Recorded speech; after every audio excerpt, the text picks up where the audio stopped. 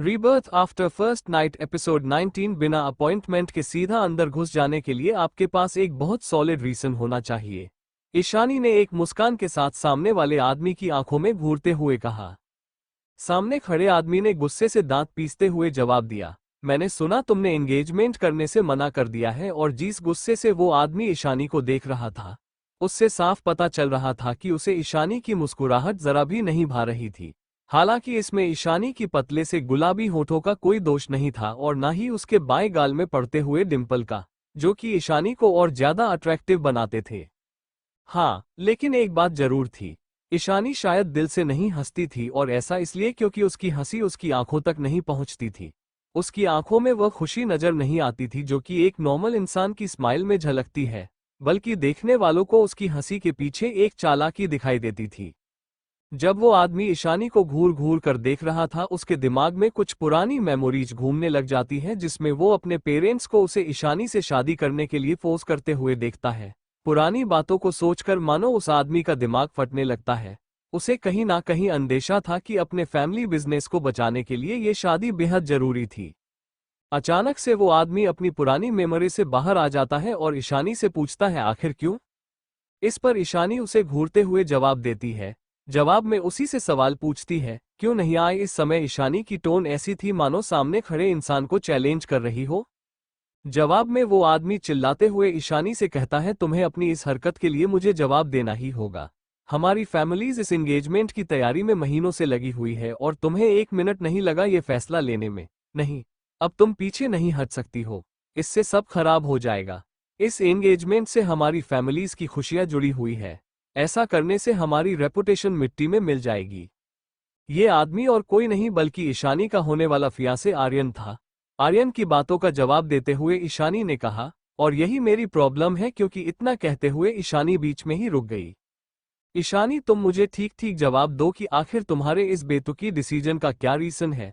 आर्यन की बात अभी कंप्लीट भी नहीं हुई थी कि तभी ईशानी ने आर्यन की तरफ एक एनवलप फेंका और बोली, तुम्हें मेरा जवाब चाहिए ना? लो, खुद ही देख लो। आर्यन ने बिना एक पल गंवाए तुरंत सामने पड़ा एनवेलप खोला। उस एनवलप में कुछ ऐसे ही डॉक्यूमेंट्स और फोटोग्राफ्स थे जिन्हें देखकर आर्यन हक्का बक्का रह गया। उसने शॉक्ड होते हुए ईशानी से पूछा, तुमने किसी को मुझ पर नजर रखने के लिए भेजा? आर्यन की यह बात सुनकर ईशानी ने उसका मजाक उड़ाते हुए कहा, तुम खुद को इतना भी स्पेशल मत समझो, यह एक बिजनेस डिसीजन था। ऐसा कहते हुए ईशानी ने एक और लिफाफा निकाला और आर्यन के हाथों में थमा दिया। आर्यन को कुछ भी समझ में नहीं आ रहा था कि आखिर ईशानी के दिमाग में चल क्या रहा है। लिफाफे को धीरे धीरे खोलते हुए आर्यन ने ईशानी से पूछा, तुम्हारे कहने का मतलब क्या है? आखिर तुम किसी से अपने होने वाले मंगेतर पर नजर रखने के लिए कैसी कह सकती हो? दूसरे लिफाफे को खोलते वक्त आर्यन उसमें अपनी और भी ऐसी पिक्चर्स एक्सपेक्ट कर रहा था, जिनमें वो अपने बचपन के प्यार के साथ था और दोनों के बीच कुछ ज्यादा ही नजदीकियां थी। मगर जैसे ही आर्यन ने आगे बढ़ना शुरू किया, उसके होश उड़ गए। ईशानी ने आर्यन के शौक को इग्नोर करते हुए कहा, कब्जा में तुम्हारी सारी प्रॉपर्टीज पर कब्जा करना चाहती हूँ। To be specific, Delhi, Gurgaon और हरियाणा में तुम्हारी जो भी रिटेल कंपनीज हैं, मैं वो सारी कंपनीज अपने नाम करना चाहती हूँ। अब आई बात समझ में मिस्टर आर्यन? तो क्या यही वजह थी कि तुमने इस एंगेजमेंट के लिए तुरंत हाँ कह दिया था? आर्यन ने बहुत ही गुस्से से भरी हुई टोन में कहा। इस समय आर्यन का दिल कर रहा था कि सामने खड़ी हुई बेहद खूबसूरत ईशानी को वो अपनी बाहों में जकड़ ले, और ईशानी के चेहरे की स्माइल आर्यन को ऐसा करने के लिए मजबूर कर रही थी। आर्यन को अच्छी तरह से याद था कि उसके पिता ने अपनी अब्रॉड मिली हुई प्रॉपर्टीज को बचाने के लिए बड़े ही अरमानों से ये एंगेजमेंट फिक्स की थी। उन्होंने सोचा था कि मल्होत्रा खानदान में शादी करने से उनकी सारी प्रॉब्लम्स सॉल्व हो जाएंगी और वो अपने डूबते हुए बिजनेस को बचाने में कामयाब हो जाएंगे। क्या इसी वजह से तुम मेरी फियांसी बनने के लिए राजी हुई थी? बताओ, क्या यही बात है? और ये बोलते बोलते अचानक से आर्यन को ये रियलाइज हुआ कि अनजाने में ही सही, लेकिन वो ईशानी की बिछाए जाल में पूरी तरह फंस चुका था। उसे यकीन ही नहीं हो रहा था कि ईशानी ने उसे अपनी स्कीम में फंसा लिया था। ठीक है, तो तुम इस मामले को ऐसे पेश करना चाहते हो जैसे मैंने ही सब कुछ किया है और मैं ही सबसे बुरी इंसान हूँ। ऐसा बोलते बोलते ईशानी ने अपनी ओर इशारा करते हुए अपने हाथ हिलाए और फिर से कहने लगी, आर्यन, तुम अभी भी नहीं समझे, ये और कुछ भी नहीं, सिर्फ पूरे बिजनेस है। तुम्हारी फैमिली ने मेरी मरती हुई दादी माँ का फायदा उठाने की कोशिश की और अपने बिजनेस को बचाने के लिए शादी का प्रपोजल रख दिया। जरा इसके बारे में भी तो सोचो। आर्यन तो ईशानी की ऐसी बातें सुनकर जैसे चुप रह गया। आखिरकार ईशानी सच ही तो कह रही थी। आर्यन की मां ने दरअसल दोनों फैमिलीज के क्लोज रिलेशंस का फायदा उठाकर शादी का प्रपोजल मल्होत्रा खानदान की एक मरती हुई महिला के सामने रखा था। पहले आर्यन को लगा था कि ईशानी सिर्फ अपनी मरती हुई दादी की आखिरी इच्छा को पूरी करने के लिए इस शादी के लिए राजी हुई थी, पर किसे पता था कि ईशानी की दादी की डेथ के 1 महीने के अंदर ही ईशानी एंगेजमेंट करने से मना कर देगी। आर्यन ने अपनी आंखें छोटी कर ली और एक टक ईशानी को मुस्कुराता हुआ देखने लगा, और वो ऐसा लंबे समय तक कर सकता था, लेकिन इसकी पहले ही उसकी नज़र टेबल पर रखी हुई फोटोज पर पड़ी। अगर ये फोटोज किसी गलत हाथों में लग जाती तो एक बड़ा स्कैंडल खड़ा हो जाता, और इसी के साथ ही आर्यन का सीईओ बनने का सपना और साथ ही उसका गोल्डन करियर भी खत्म हो जाता। क्या पता इस बात पर आर्यन के पिता उसको घर से भी निकाल देते। ऐसा सोचते हुए आर्यन ने ईशानी के दिए हुए डॉक्यूमेंट्स पर नजर डाली।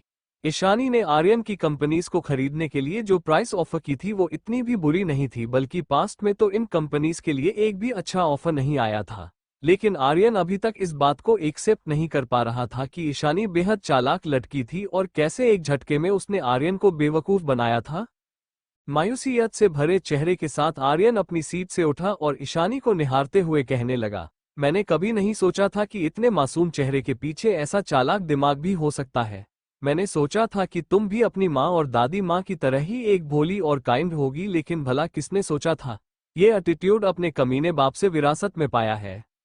जाहिर सी बात है, ऐसा सुनते ही ईशानी के चेहरे से उसकी अभी तक हमेशा एक जैसी बने रहने वाली स्माइल गायब हो चुकी थी, और ऐसा देखते ही आर्यन के कलेजे को मानो ठंडक सी पड़ गई। आर्यन ने अपनी बात को कंटिन्यू करते हुए कहा, तुम्हें क्या लगता है कि तुम इस शानदार ऑफिस में बैठकर बहुत ही इज्जतदार बन गई हो? तुम्हें क्या लगता है 7 साल पहले जो हुआ था मुझे उसके बारे में कुछ भी नहीं पता है? तुम गिरी हुई लड़की हो और जो भी तुम्हारे साथ हुआ तुम वो सब बिल्कुल डिजर्व करती हो। जब आर्यन ये सब कह रहा था तब ईशानी को अनकंफर्टेबली इधर उधर मूव करते देख उसे बड़ा ही मजा आ रहा था।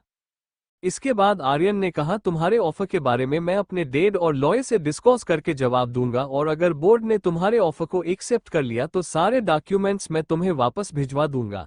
ये कहते हुए आर्यन तेजी से कमरे से निकल गया और ईशानी वहां खड़ी हुई एक ब्लैक एक्सप्रेशन के साथ बंद दरवाजे की ओर देखने लगी। मिशा, आज की जो भी मीटिंग्स लिंड अप है सारी कैंसिल कर दो। ऐसा कहकर ईशानी ने बिना अपनी असिस्टेंट का जवाब सुने कॉल डिस्कनेक्ट कर दिया। इसी के साथ उसने फोन पर डू नॉट डिस्टर्ब का बटन भी दबा दिया। ऐसा करने के बाद ईशानी लगातार सीलिंग की ओर देखने लग गई। सीलिंग पर लगी हुई विंडोज से उसे परफेक्ट व्यू मिल रहा था। मुंबई की बीजेड सड़कों पर आखिर ऐसा नजारा देखने को कहाँ मिलता है। उस समय गर्मियों का मौसम था, लेकिन फिर भी आसमान काले बादलों से भरा हुआ था। तेज हवाएं चल रही थी और ऐसा शोर कर रही थी कि मानो कोई कई दिनों का भूखा जंगली भेड़िया शिकार पर निकला। जैसे ही बिजली कड़की उसकी तेज आवाज से ईशानी अपनी सीट में बैठे बैठे ही पूरी तरह से हिल गई। ईशानी को बारिश बिल्कुल पसंद नहीं थी। ना जाने क्यों बारिश को देखते ही ईशानी कोई कमजोरी से महसूस होती थी, जैसे वो एक छोटी बच्ची बन जाती हो और उस बारिश से बचने के लिए किसी बड़े को ढूंढ रही थी। अपने दांतों को जोर से भींचते हुए उसने अपना हाथ रिमोट की तरफ बढ़ाया और अपने ऑफिस में लगे हुए कर्टेन्स बंद करने लगे। जिस तेजी के साथ उसने कर्टेन्स बंद किए थे, ऐसा लग रहा था मानो वो खिड़की पर टकराती हुई बारिश की बूंदों से बचना चाह रही हूं। इसके बाद वो अपनी रिक्लाइनर पर आराम से बैठ गई और आंखें बंद करके कुछ सोचने लग गई। अचानक से उसे आर्यन के कहे हुए शब्द याद आ गए। क्या 7 साल पहले जो कुछ भी हुआ था उसके बाद वो ये सब डिजर्व भी करती है? लेट नाइट लगातार बजते हुए फोन से ईशानी इतनी इरिटेट हो गई कि खुद से ही बातें करने लग गई। अपनी आंखों से नींद भगाने के लिए ईशानी ने उन्हें रब करना शुरू किया। इसके बाद उसने अपनी लेफ्ट में लगी वॉल क्लॉक की तरफ देखा और हड़बड़ी में अपना फोन उठाया। आखिर इतनी रात के 2 बजे किसकी इतनी हिम्मत हो गई कि ईशानी को कॉल करे? कॉल रिसीव करते ही दूसरी तरफ से आवाज आती है, मिस ईशा। हाँ जी, बोल रही हूँ, आप कौन बोल रही है?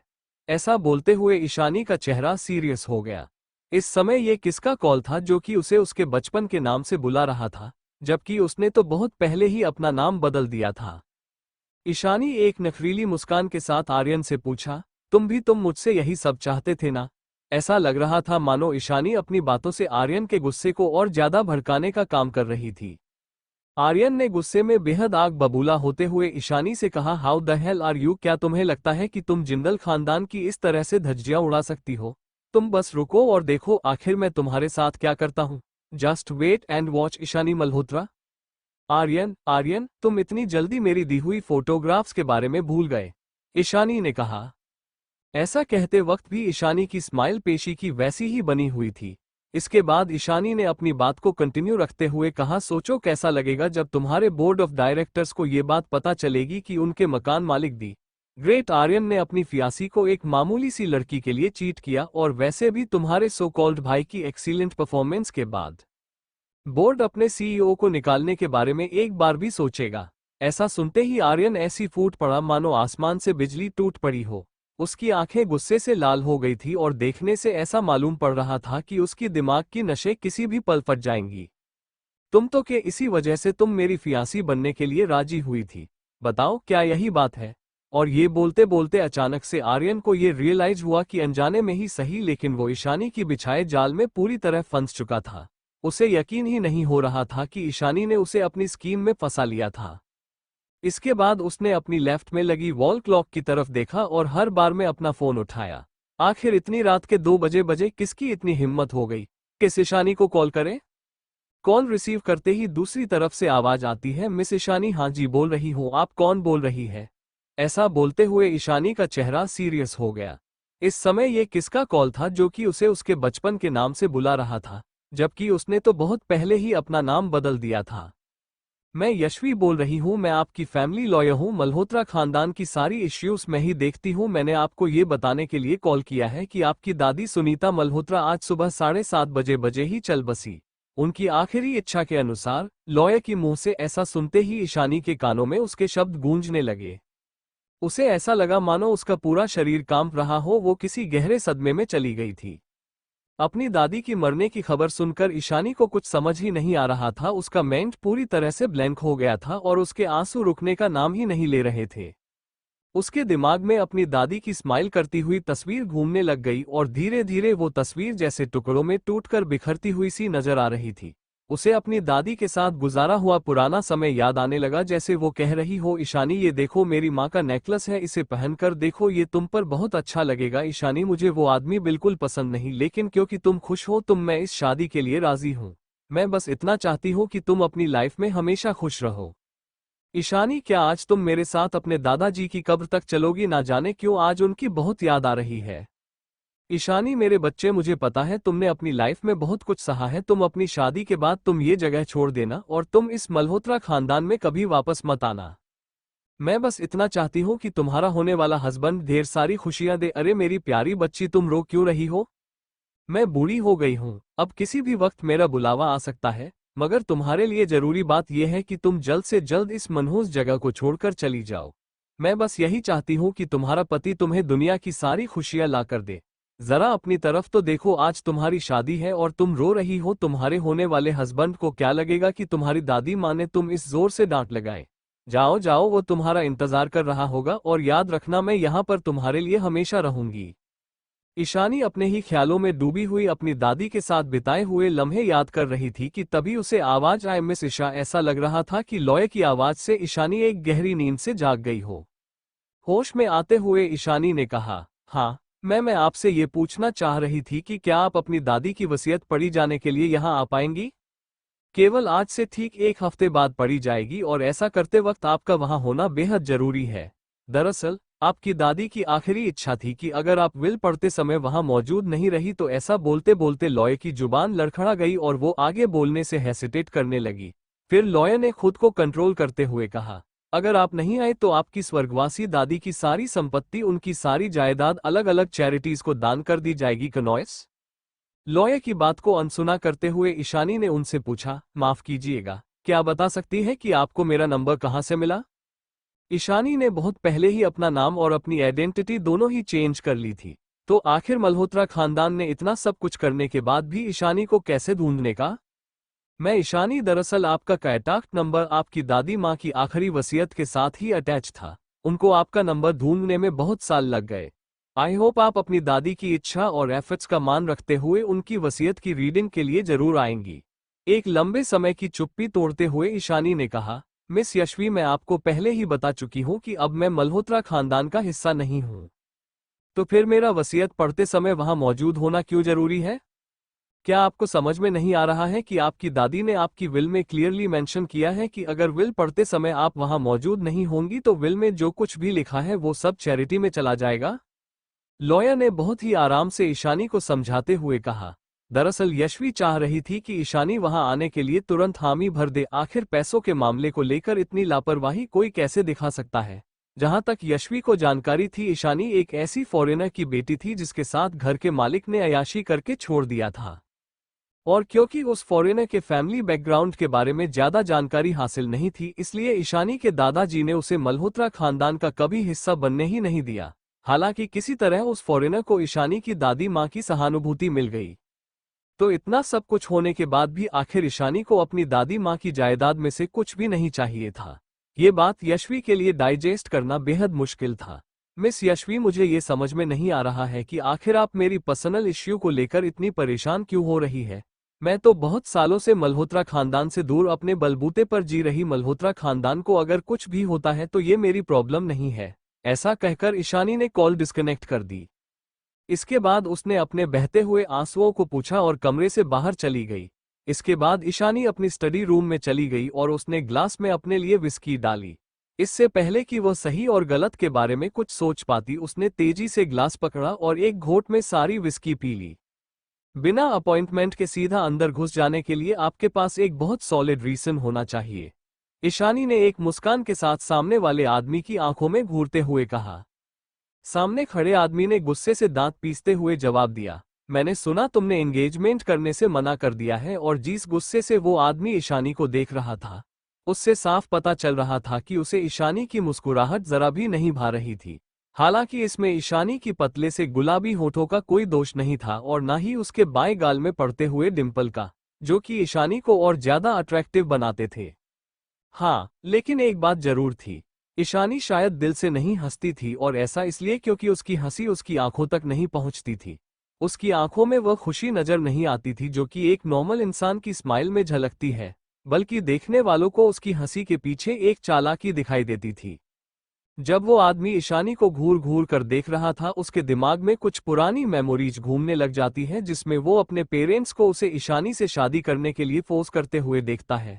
पुरानी बातों को सोचकर मानो उस आदमी का दिमाग फटने लगता है। उसे कहीं ना कहीं अंदेशा था कि अपने फैमिली बिजनेस को बचाने के लिए ये शादी बेहद जरूरी थी। अचानक से वो आदमी अपनी पुरानी मेमोरी से बाहर आ जाता है और ईशानी से पूछता है, आखिर क्यों? इस पर ईशानी उसे घूरते हुए जवाब देती है। जवाब में उसी से सवाल पूछती है, क्यों नहीं आए? इस समय ईशानी की टोन ऐसी थी मानो सामने खड़े इंसान को चैलेंज कर रही हो। जवाब में वो आदमी चिल्लाते हुए ईशानी से कहता है, तुम्हें अपनी इस हरकत के लिए मुझे जवाब देना ही होगा। हमारी फैमिलीज इस एंगेजमेंट की तैयारी में महीनों से लगी हुई है और तुम्हें 1 मिनट नहीं लगा ये फैसला लेने में। नहीं, अब तुम पीछे नहीं हट सकती हो, इससे सब खराब हो जाएगा। इस एंगेजमेंट से हमारी फैमिलीज की खुशियां जुड़ी हुई है। ऐसा करने से हमारी रेपुटेशन मिट्टी में मिल जाएगी। ये आदमी और कोई नहीं बल्कि ईशानी का होने वाला फियांसे आर्यन था। आर्यन की बातों का जवाब देते हुए ईशानी ने कहा, और यही मेरी प्रॉब्लम है। क्योंकि इतना कहते हुए ईशानी बीच में ही रुक गई। ईशानी, तुम मुझे ठीक ठीक जवाब दो कि आखिर तुम्हारे इस बेतुकी डिसीजन का क्या रीजन है। आर्यन की बात अभी कंप्लीट भी नहीं हुई थी कि तभी ईशानी ने आर्यन की तरफ एक एनवलप फेंका और बोली, तुम्हें मेरा जवाब चाहिए ना? लो, खुद ही देख लो। आर्यन ने बिना एक पल गनवाए तुरंत सामने पड़ा एनवेलप खोला। उस एनवलप में कुछ ऐसे ही डॉक्यूमेंट्स और फोटोग्राफ्स थे जिन्हें देखकर आर्यन हक्का बक्का रह गया। उसने शॉक्ड होते हुए ईशानी से पूछा, तुमने किसी को मुझ पर नजर रखने के लिए भेजा? आर्यन की यह बात सुनकर ईशानी ने उसका मजाक उड़ाते हुए कहा, तुम खुद को इतना भी स्पेशल मत समझो, यह एक बिजनेस डिसीजन था। ऐसा कहते हुए ईशानी ने एक और लिफाफा निकाला और आर्यन के हाथों में थमा दिया। आर्यन को कुछ भी समझ में नहीं आ रहा था कि आखिर ईशानी के दिमाग में चल क्या रहा है। लिफाफे को धीरे धीरे खोलते हुए आर्यन ने ईशानी से पूछा, तुम्हारे कहने का मतलब क्या है? आखिर तुम किसी से अपने होने वाले मंगेतर पर नजर रखने के लिए कैसी कह सकती हो? दूसरे लिफाफे को खोलते वक्त आर्यन उसमें अपनी और भी ऐसी पिक्चर्स एक्सपेक्ट कर रहा था जिनमें वो अपने बचपन के प्यार के साथ था और दोनों के बीच कुछ ज्यादा ही नजदीकियां थी। मगर जैसे ही आर्यन ने आगे बढ़ना शुरू किया उसके होश उड़ गए। ईशानी ने आर्यन के शौक को इग्नोर करते हुए कहा, कब्जा में तुम्हारी सारी प्रॉपर्टीज पर कब्जा करना चाहती हूँ। To be specific, Delhi, Gurgaon और हरियाणा में तुम्हारी जो भी रिटेल कंपनीज हैं मैं वो सारी कंपनीज अपने नाम करना चाहती हूँ। अब आई बात समझ में मिस्टर आर्यन? तो क्या यही वजह थी कि तुमने इस एंगेजमेंट के लिए तुरंत हाँ कह दिया था? आर्यन ने बहुत ही गुस्से से भरी हुई टोन में कहा। इस समय आर्यन का दिल कर रहा था कि सामने खड़ी हुई बेहद खूबसूरत ईशानी को वो अपनी बाहों में जकड़ ले, और ईशानी के चेहरे की स्माइल आर्यन को ऐसा करने के लिए मजबूर कर रही थी। आर्यन को अच्छी तरह से याद था कि उसके पिता ने अपनी अब्रॉड मिली हुई प्रॉपर्टीज को बचाने के लिए बड़े ही अरमानों से ये एंगेजमेंट फिक्स की थी। उन्होंने सोचा था कि मल्होत्रा खानदान में शादी करने से उनकी सारी प्रॉब्लम्स सॉल्व हो जाएंगी और वो अपने डूबते हुए बिजनेस को बचाने में कामयाब हो जाएंगे। क्या इसी वजह से तुम मेरी फियांसी बनने के लिए राजी हुई थी? बताओ, क्या यही बात है? और ये बोलते बोलते अचानक से आर्यन को ये रियलाइज हुआ कि अनजाने में ही सही, लेकिन वो ईशानी की बिछाए जाल में पूरी तरह फंस चुका था। उसे यकीन ही नहीं हो रहा था कि ईशानी ने उसे अपनी स्कीम में फंसा लिया था। ठीक है, तो तुम इस मामले को ऐसे पेश करना चाहते हो जैसे मैंने ही सब कुछ किया है और मैं ही सबसे बुरी इंसान हूं। ऐसा बोलते बोलते ईशानी ने अपनी ओर इशारा करते हुए अपने हाथ हिलाए और फिर से कहने लगी, आर्यन तुम अभी भी नहीं समझे, ये और कुछ भी नहीं, सिर्फ पूरे बिजनेस है। तुम्हारी फैमिली ने मेरी मरती हुई दादी माँ का फायदा उठाने की कोशिश की और अपने बिजनेस को बचाने के लिए शादी का प्रपोजल रख दिया। जरा इसके बारे में भी तो सोचो। आर्यन तो ईशानी की ऐसी बातें सुनकर जैसे चुप रह गया। आखिरकार ईशानी सच ही तो कह रही थी। आर्यन की मां ने दरअसल दोनों फैमिलीज के क्लोज रिलेशंस का फायदा उठाकर शादी का प्रपोजल मल्होत्रा खानदान की एक मरती हुई महिला के सामने रखा था। पहले आर्यन को लगा था कि ईशानी सिर्फ अपनी मरती हुई दादी की आखिरी इच्छा को पूरी करने के लिए इस शादी के लिए राजी हुई थी, पर किसे पता था कि ईशानी की दादी की डेथ के 1 महीने के अंदर ही ईशानी एंगेजमेंट करने से मना कर देगी। आर्यन ने अपनी आंखें छोटी कर ली और एक टक ईशानी को मुस्कुराता हुआ देखने लगा, और वो ऐसा लंबे समय तक कर सकता था, लेकिन इसकी पहले ही उसकी नज़र टेबल पर रखी हुई फोटोज पर पड़ी। अगर ये फोटोज किसी गलत हाथों में लग जाती तो एक बड़ा स्कैंडल खड़ा हो जाता और इसी के साथ ही आर्यन का सीईओ बनने का सपना और साथ ही उसका गोल्डन करियर भी खत्म हो जाता। क्या पता इस बात पर आर्यन के पिता उसको घर से भी निकाल देते। ऐसा सोचते हुए आर्यन ने ईशानी के दिए हुए डॉक्यूमेंट्स पर नजर डाली। ईशानी ने आर्यन की कंपनीज को खरीदने के लिए जो प्राइस ऑफर की थी वो इतनी भी बुरी नहीं थी, बल्कि पास्ट में तो इन कंपनीज के लिए एक भी अच्छा ऑफर नहीं आया था। लेकिन आर्यन अभी तक इस बात को एक्सेप्ट नहीं कर पा रहा था कि ईशानी बेहद चालाक लड़की थी और कैसे एक झटके में उसने आर्यन को बेवकूफ बनाया था। मायूसियत से भरे चेहरे के साथ आर्यन अपनी सीट से उठा और ईशानी को निहारते हुए कहने लगा, मैंने कभी नहीं सोचा था कि इतने मासूम चेहरे के पीछे ऐसा चालाक दिमाग भी हो सकता है। मैंने सोचा था कि तुम भी अपनी माँ और दादी माँ की तरह ही एक भोली और काइंड होगी, लेकिन भला किसने सोचा था ये एटीट्यूड अपने कमीने बाप से विरासत में पाया है। जाहिर सी बात है, ऐसा सुनते ही ईशानी के चेहरे से उसकी अभी तक हमेशा एक जैसी बने रहने वाली स्माइल गायब हो चुकी थी, और ऐसा देखते ही आर्यन के कलेजे को मानो ठंडक सी पड़ गई। आर्यन ने अपनी बात को कंटिन्यू करते हुए कहा, तुम्हें क्या लगता है कि तुम इस शानदार ऑफिस में बैठकर बहुत ही इज्जतदार बन गई हो? तुम्हें क्या लगता है 7 साल पहले जो हुआ था मुझे उसके बारे में कुछ भी नहीं पता है? तुम गिरी हुई लड़की हो और जो भी तुम्हारे साथ हुआ तुम वो सब बिल्कुल डिजर्व करती हो। जब आर्यन ये सब कह रहा था तब ईशानी को अनकंफर्टेबली इधर उधर मूव करते देख उसे बड़ा ही मजा आ रहा था। इसके बाद आर्यन ने कहा, तुम्हारे ऑफर के बारे में मैं अपने डैड और लॉयर से डिस्कस करके जवाब दूंगा, और अगर बोर्ड ने तुम्हारे ऑफर को एक्सेप्ट कर लिया तो सारे डॉक्यूमेंट्स मैं तुम्हें वापस भिजवा दूंगा। ये कहते हुए आर्यन तेजी से कमरे से निकल गया और ईशानी वहां खड़ी हुई एक ब्लैक एक्सप्रेशन के साथ बंद दरवाजे की ओर देखने लगी। मिश्रा, आज की जो भी मीटिंग्स लिंड अप है सारी कैंसिल कर दो। ऐसा कहकर ईशानी ने बिना अपनी असिस्टेंट का जवाब सुने कॉल डिस्कनेक्ट कर दिया। इसी के साथ उसने फोन पर डू नॉट डिस्टर्ब का बटन भी दबा दिया। ऐसा करने के बाद ईशानी लगातार सीलिंग की ओर देखने लग गई। सीलिंग पर लगी हुई विंडोज से उसे परफेक्ट व्यू मिल रहा था। मुंबई की बीजेड सड़कों पर आखिर ऐसा नजारा देखने को कहाँ मिलता है। उस समय गर्मियों का मौसम था, लेकिन फिर भी आसमान काले बादलों से भरा हुआ था। तेज हवाएं चल रही थी और ऐसा शोर कर रही थी कि मानो कोई कई दिनों का भूखा जंगली भेड़िया शिकार पर निकला। जैसे ही बिजली कड़की उसकी तेज आवाज से ईशानी अपनी सीट में बैठे बैठे ही पूरी तरह से हिल गई। ईशानी को बारिश बिल्कुल पसंद नहीं थी। ना जाने क्यों बारिश को देखते ही ईशानी कोई कमजोरी से महसूस होती थी, जैसे वो एक छोटी बच्ची बन जाती हो और उस बारिश से बचने के लिए किसी बड़े को ढूंढ रही थी। अपने दांतों को जोर से भींचते हुए उसने अपना हाथ रिमोट की तरफ बढ़ाया और अपने ऑफिस में लगे हुए कर्टेन्स बंद करने लगे। जिस तेजी के साथ उसने कर्टेन्स बंद किए थे, ऐसा लग रहा था मानो वो खिड़की पर टकराती हुई बारिश की बूंदों से बचना चाह रही हूं। इसके बाद वो अपनी रिक्लाइनर पर आराम से बैठ गई और आंखें बंद करके कुछ सोचने लग गई। अचानक से उसे आर्यन के कहे हुए शब्द याद आ गए। क्या 7 साल पहले जो कुछ भी हुआ था उसके बाद वो ये सब डिजर्व भी करती है? लेट नाइट लगातार बजते हुए फोन से ईशानी इतनी इरिटेट हो गई कि खुद से ही बातें करने लग गई। अपनी आंखों से नींद भगाने के लिए ईशानी ने उन्हें रब करना शुरू किया। इसके बाद उसने अपनी लेफ्ट में लगी वॉल क्लॉक की तरफ देखा और हड़बड़ी में अपना फोन उठाया। आखिर इतनी रात के 2 बजे किसकी इतनी हिम्मत हो गई कि ईशानी को कॉल करे? कॉल रिसीव करते ही दूसरी तरफ से आवाज आती है, मिस ईशा। हाँ जी बोल रही हूँ, आप कौन बोल रही है? ऐसा बोलते हुए ईशानी का चेहरा सीरियस हो गया।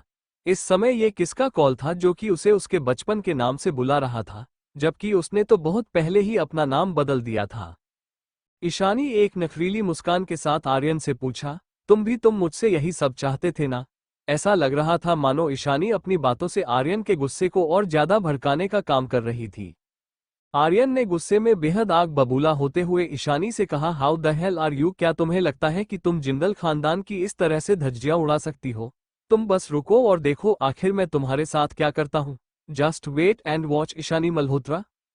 आर्यन, तुम इतनी जल्दी मेरी दी हुई फोटोग्राफ्स के बारे में भूल गए? ईशानी ने कहा। ऐसा कहते वक्त भी ईशानी की स्माइल पेशी की वैसी ही बनी हुई थी। इसके बाद ईशानी ने अपनी बात को कंटिन्यू रखते हुए कहा, सोचो कैसा लगेगा जब तुम्हारे बोर्ड ऑफ डायरेक्टर्स को ये बात पता चलेगी कि उनके मकान मालिक दी ग्रेट आर्यन ने अपनी फियासी को एक मामूली सी लड़की के लिए चीट किया, और वैसे भी तुम्हारे सो कॉल्ड भाई की एक्सीलेंट परफॉर्मेंस के बाद बोर्ड अपने सीईओ को निकालने के बारे में एक बार भी सोचेगा। ऐसा सुनते ही आर्यन ऐसी फूट पड़ा मानो आसमान से बिजली टूट पड़ी हो। उसकी आंखें गुस्से से लाल हो गई थी और देखने से ऐसा मालूम पड़ रहा था कि उसकी दिमाग की नसें किसी भी पल फट जाएंगी। तुम तो के इसी वजह से तुम मेरी फियांसी बनने के लिए राजी हुई थी।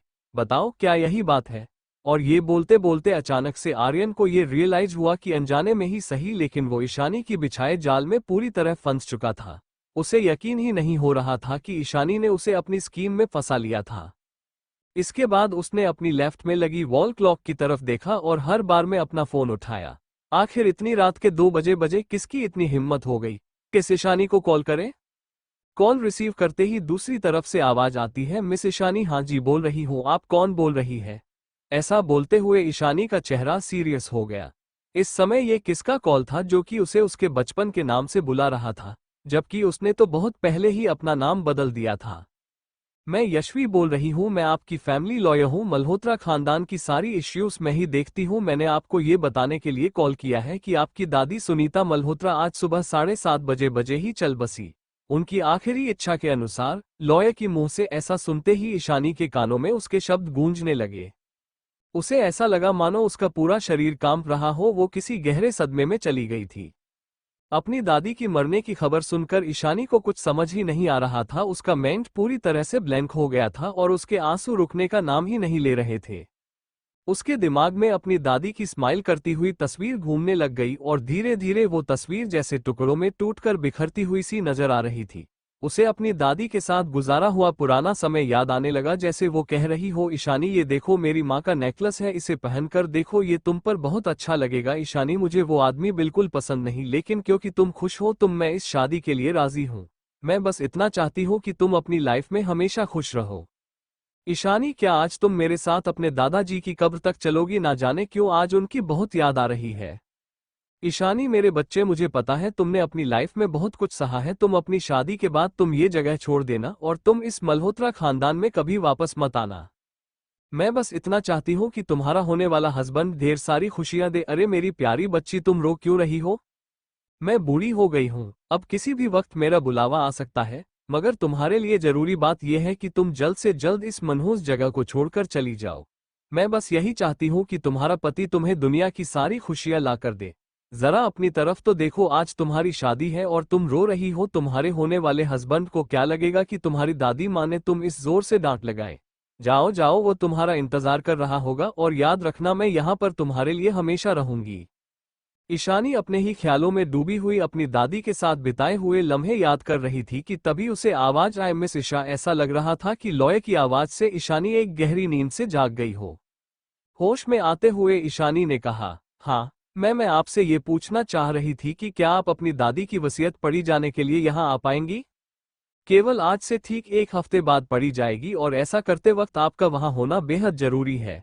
दरअसल आपकी दादी की आखिरी इच्छा थी कि अगर आप विल पढ़ते समय वहां मौजूद नहीं रही तो। ऐसा बोलते बोलते लॉय की जुबान लड़खड़ा गई और वो आगे बोलने से हेसिटेट करने लगी।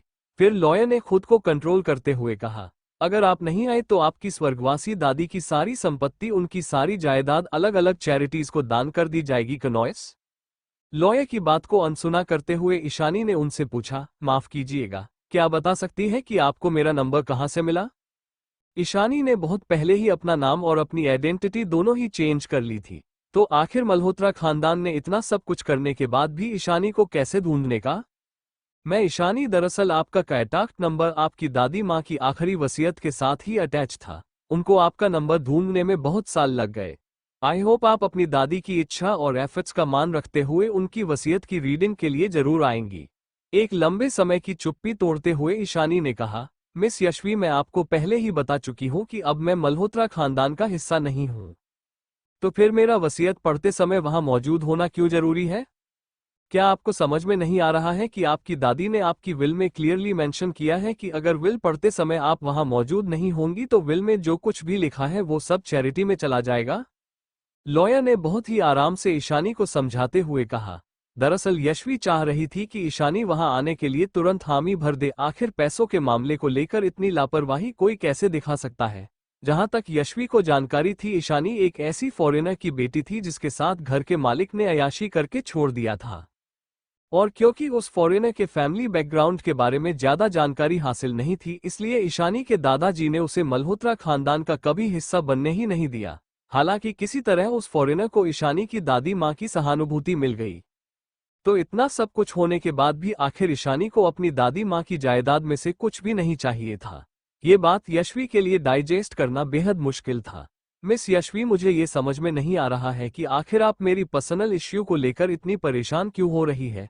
मैं तो बहुत सालों से मल्होत्रा खानदान से दूर अपने बलबूते पर जी रही मल्होत्रा खानदान को अगर कुछ भी होता है तो ये मेरी प्रॉब्लम नहीं है। ऐसा कहकर ईशानी ने कॉल डिस्कनेक्ट कर दी।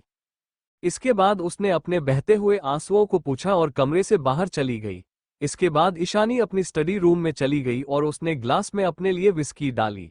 इससे पहले कि वह सही और गलत के बारे में कुछ सोच पाती, उसने तेजी से ग्लास पकड़ा और एक घोंट में सारी विस्की पी ली।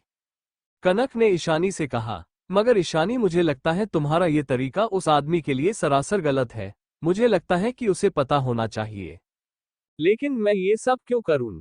ईशानी है कनक से पूछा, और ये पूछते वक्त ईशानी कनक को अजीब निगाह से घूर रही थी। इसके बाद ईशानी ने कनक से कहा, मैं उससे ये सब इसलिए बताऊं ताकि वह मुझे कह सके कि कोई बात नहीं, ताकि वो मुझे सहारा दे सके। और उस बात का क्या कि जैसा कि डॉक्टर ने कहा है कि हो सकता है कि मैं दोबारा कभी मां ना बन पाऊं। तो कनक, तुम जानती हो इसका मतलब है कि मेरी कभी कोई फैमिली नहीं हो सकती है। और जिस तरह का रेयांश है, मुझे पता है कि उसे बीवी और बच्चे दोनों का प्यार चाहिए। मैं इस बात की गारंटी नहीं ले सकती हूँ कि जो भी उसे चाहिए उसे दे पाऊंगी। देख लेना, जब उसे पता चलेगा कि मैं उसे वो नहीं दे सकती हूँ जो उसे मुझसे चाहिए, तो वो मुझे छोड़कर चला जाएगा। ईशानी ने कनक को समझाते हुए कहा, और इसके बाद वो वापस अपने काम पर लग गई। उसने लैपटॉप की तरफ देखा और उसके चेहरे पर कोई हाव भाव नजर नहीं आ रहे थे। ऐसा लग रहा था मानव से कोई फर्क ही ना पड़ता, जैसे उसके अंदर के सारे इमोशंस खत्म हो गए थे। कनक ने एक आहा भरते हुए कहा, तुम्हें कैसे पता कि उसे सिर्फ बच्चे चाहिए, जबकि उसने तुमसे साफ साफ कहा है कि वो सिर्फ तुम्हें चाहता है, वो सिर्फ तुम्हारे साथ रहना चाहता है। उसने मुझसे कहा है कि वो मुझसे शादी करना चाहता है, और हर आदमी को एक हस्बैंड बनने के बाद बच्चे चाहिए होते हैं। ईशानी ने अपनी बात पर अड़े रहकर कहा, तू उसे बता दो, उसे सच बता दो। जब तक तुम्हारे पास टाइम है उसे सब बता दो, इससे पहले कि बहुत देर हो जाए। अगर तुमने अपना मन बना ही लिया है तो उसे इसके बारे में बता दो। इससे पहले कि वो तुम्हें लुभाने में कुछ ज्यादा ही बीजेड हो जाए और तुमसे बहुत ज्यादा अटैच हो जाए। कनक ने ईशानी को समझाते हुए कहा। इसके बाद कनक चुप हो गई और ईशानी की तरफ देखने लगी। जब उसे लगा कि ईशानी की तरफ से उसे कोई रिएक्शन नहीं मिल रहा है तो उसने कहा, ईशानी, उस आदमी ने ऑलरेडी अपना बच्चा खो दिया है, पर अब तुम उसे यूज करने के बारे में सोच रही हो और इसके बाद तुम उसे छोड़ दोगी। खुद से पूछ कर देखो, क्या तुम ये सब जो भी उसके साथ कर रही हो वो इससे डिजर्व करता है। कनक ने ईशानी से जो कुछ भी कहा वो सुनकर ईशानी जम सी गई। ईशानी ने अपना सर उठाया और कनक की तरफ देखा।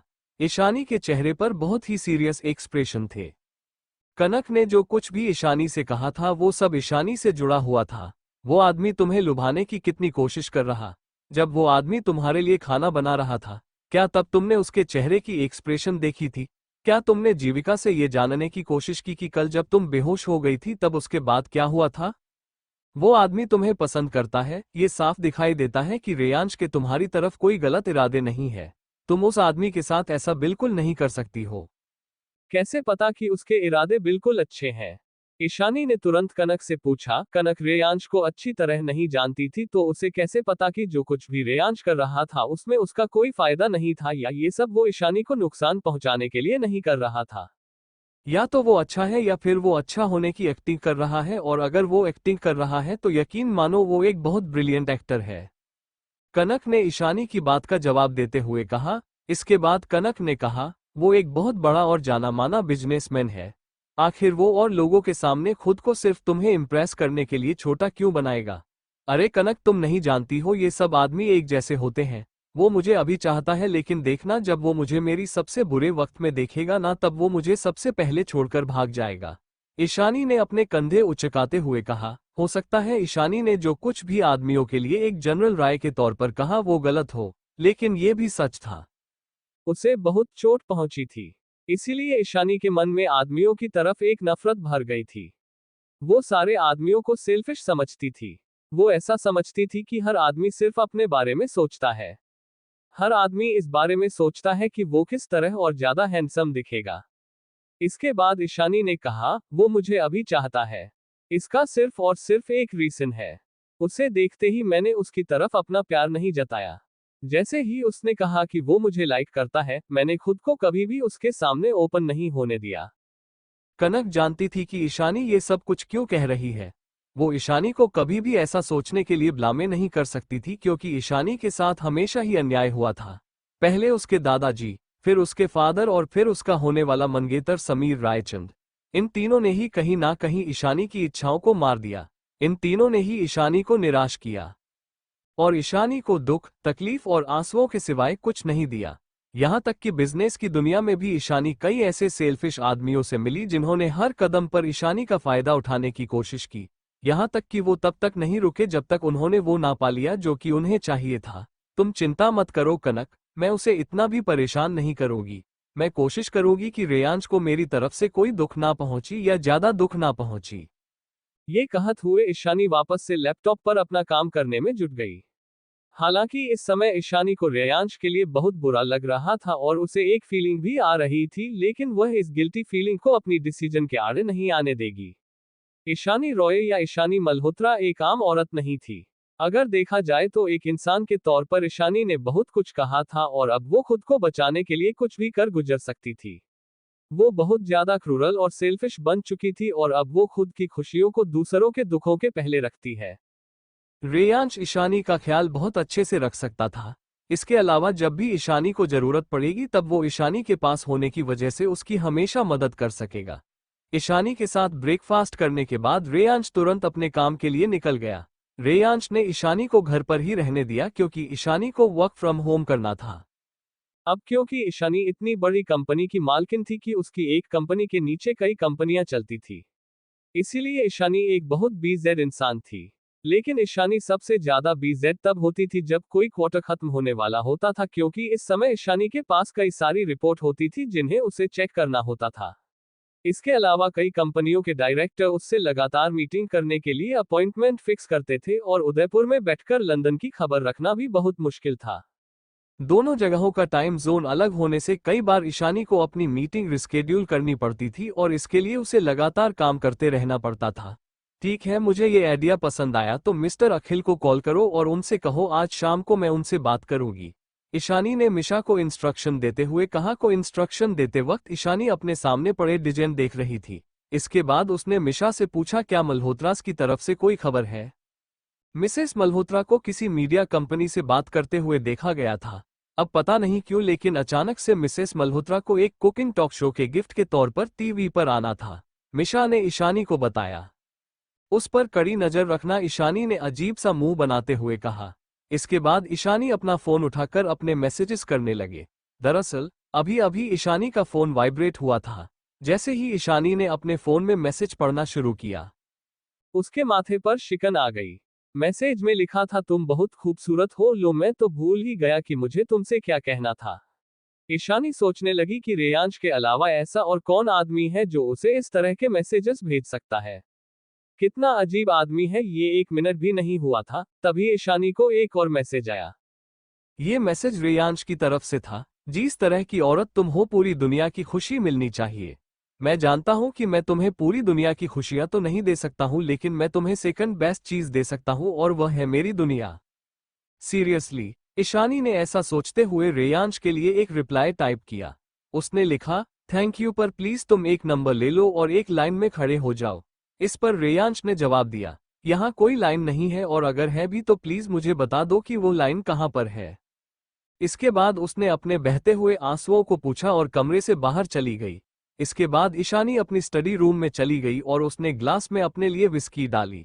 इससे पहले कि वह सही और गलत के बारे में कुछ सोच पाती, उसने तेजी से ग्लास पकड़ा और एक घोंट में सारी विस्की पी ली। इसके बाद ईशानी अपनी स्टडी रूम में चली गई। जैसे ही विस्की की कड़वाहट ईशानी के अंदर गई, उसकी सारी पुरानी कड़वी यादें, जिन्हें उसने पिछले 7 सालों से दबाकर रखा हुआ था, एक साथ बाहर आ गई। मल्होत्रा खानदान की सबसे बड़ी बेटी होने के नाते ईशा उर्फ ईशानी को बहुत लकी माना जाना चाहिए था, लेकिन ऐसा कुछ नहीं हुआ। ईशानी के पिता उदयपुर की एक बड़ी मीडिया कंपनी के मालिक थे। बाहरी दुनिया को दिखाने के लिए ईशानी को एक प्रिंसेस की तरह ट्रीट किया जाता था। उस पर पूरी दुनिया का प्यार उड़ेला जाता था। उसे बहुत ज्यादा पैम्पर किया जाता था। लेकिन मल्होत्रा खानदान के बंद दरवाजों के पीछे उसके साथ होने वाले बर्ताव की कड़वी सच्चाई तो सिर्फ ईशानी को ही मालूम थी, और ऐसा इसलिए क्योंकि ईशानी मिस्टर रमन मल्होत्रा की जायज औलाद नहीं थी। वो सिर्फ एक फॉरेनर, एक ऐसी औरत की औलाद थी जिसे मल्होत्रा खानदान ने कभी भी नहीं अपनाया।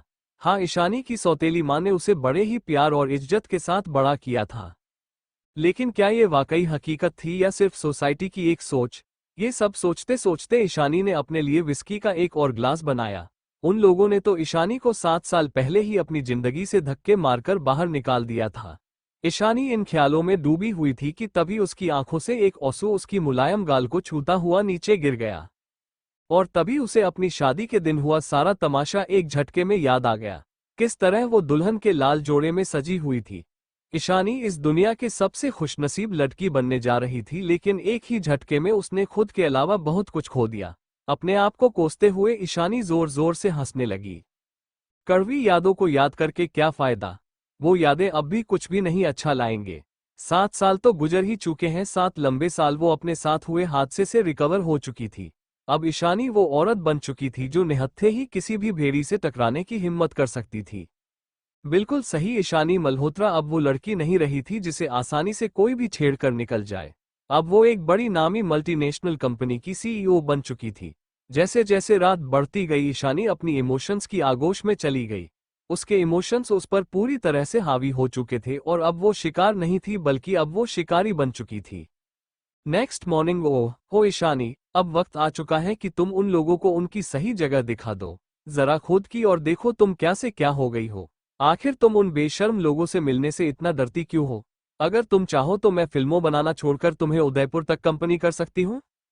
इट्स का यार, और इस फैमिली के लोगों के मुंह पर नोटों का बंडल मारते हैं। बढ़िया है, ईशानी ने अपनी फ्रेंड कनक के ओवर ड्रामेटिक होने पर कहा। वैसे कहना चाहिए तुम्हारी एक्टिंग इतनी काबिले तारीफ है कि मुझे लगता है तुम्हें डायरेक्शन छोड़कर एक्टिंग में करियर बनाना शुरू कर देना चाहिए। तुम्हें नहीं लगता कि तुम्हें ज्यादा सूट करेगा? ईशानी की बातें सुनकर कनक ने तुरंत चिढ़कर मुंह बनाया और ईशानी को घूरते हुए कहने लगी, तुम टॉपिक चेंज करने की कोशिश मत कर। मैंने एक बार कह दिया ना कि मैं भी तेरे साथ चलूंगी, तो बस देखते हैं किसमें इतनी हिम्मत है जो तुझसे टकराने का जज्बा रखता है। कनक बहुत जोश के साथ अपनी बात कंटिन्यू कर ही रही थी कि अचानक उसकी नज़र ईशानी पर पड़ी। दरअसल कनक की बातें सुनकर ईशानी कुछ बोलने की बजाय खामोश हो गई थी। इस पर कनक को लगा कि उसे अपनी ओपिनियन देने की वजह पहले ईशानी की राय जानी चाहिए। ईशानी की चुप्पी तोड़ने के लिए कनक ने एक कप चाय ईशानी के हाथ में थमाई और कहने लगी, अरे यार, जो भी हुआ वो सब छोड़ ले, ग्रीन टी पी। और मैं क्या कह रही थी यार, तुझे पीना छोड़ देना चाहिए। अगर तू इसी तरह पीती रही तो इससे तेरी सेहत पर बुरा असर पड़ेगा। बाकी तो खुद देख ले, तेरी मर्जी। कनक ने टॉपिक चेंज करते हुए कहा, ये ले, ये डिश चख कर देख, पता है ये मेरी दादी माँ ने खस तेरे लिए बनाई है और उन्होंने मुझसे स्पेशल कहा है कि मैं तुझे ये पूरी खत्म किए बगैर कहीं भी जाने ना दूं। तू जानती है डिश इतनी टेस्टी है कि इससे तेरा सारा हैंगओवर उतर जाएगा। कनक लगातार बोलती जा रही थी, लेकिन ईशानी ने उसकी बातों को इग्नोर करते हुए अपनी चाय पीना जारी रखा और सामने प्लेट में रखे वो पनीर टिक्के खाने लग गई जो कनक ने उसे बड़े प्यार से सर्व किए थे। खाते खाते अचानक उसकी नज़र दीवार पर लगी घड़ी पर गई। उसने तुरंत ही बेड की साइड में लगी टेबल पर से अपना मोबाइल फोन उठाया और उसे निहारने लग गई। कनक की बड़बड़ अभी भी खत्म नहीं हुई थी। ईशानी ने उसे कहते हुए सुना, यहाँ आने से पहले कल मैंने तुम्हारी सेक्रेटरी को कॉल किया था। तुम्हें पता है ईशानी, तुम कितनी लकी हो कि आज मैंने तुम्हारे पास आने का अच्छा डिसीजन लिया, वरना आज यहाँ तुम जैसी सिरफिरी नशे में चूर लड़की की देखभाल करने के लिए भी कोई नहीं था। थैंक यू कनक, ईशानी ने मुस्कुराते हुए कनक की बात का जवाब दिया। अब बस भी करो कनक, मुस्कुराना बंद भी करो। मैं किचन में जाकर तुम्हारे लिए कुछ अच्छा सा ब्रेकफास्ट बनाती हूँ। ईशानी ने कनक को रूम से बाहर जाते हुए दिखा और जैसे जैसे कनक के कदम रूम से बाहर जाने के लिए आगे बढ़ रहे थे। Thank you for listening. मुझे उम्मीद है आपको ये स्टोरी पसंद आई होगी। अगर आपको पसंद आई है तो प्लीज़ लाइक और कमेंट करना ना भूलें और मोर स्टोरीज के लिए सब्सक्राइब करें। मिलते हैं नेक्स्ट वीडियो में।